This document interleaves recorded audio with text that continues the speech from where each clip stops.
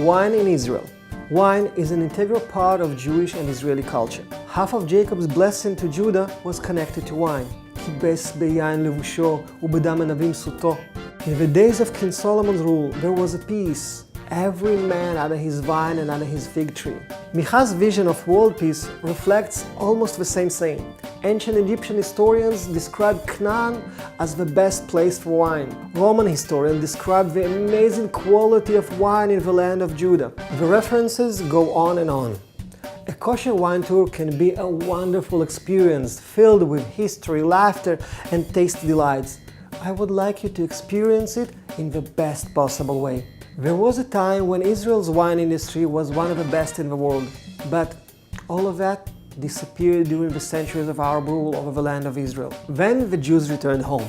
More than 150 years ago, Rabbi Yitzchak Shur and Rabbi Avram Tepperberg established the first wineries in Jerusalem. They discovered that the same characteristics of the land and the blessing of the forefathers still existed in modern times. Today, there are hundreds of boutique wineries all over the country. Most of them have been awarded international prizes, and all of them have a unique story. There are several ways to do a wine tour. 1. Go to the local liquor store, buy a few bottles of local wine, and drink them in your hotel room. Did you really come all the way to Israel for that? 2. Visit a winery and take a tour.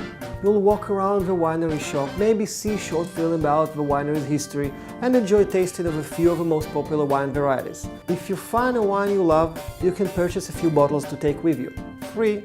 My recommendation is to devote an entire day to the wine region and include a stop at an ancient site connected to the history of the land and winemaking. Take the time to have tasting session at a few wineries and make sure to sit down for lunch at one of them. When choosing the wineries you'll visit, make sure that there is a significant difference between the wineries and that you can walk out into the vineyards for a stroll. Here's an example of where I would go during a wine tour in Benjamin.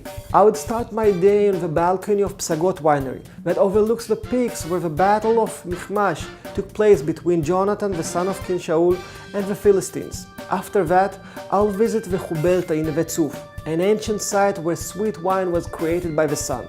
Then, we'll stop at Gvaot Winery to sample the wines made from ancient wine species from the days of the temple and have lunch at a local restaurant.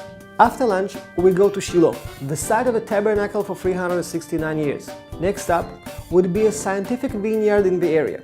And if time permits, I will add a stop at one of the area's smaller boutique wineries to see how the magic begins. Just remember, if your designated driver tastes all the same wine varieties you did, you might not want him to drive you home.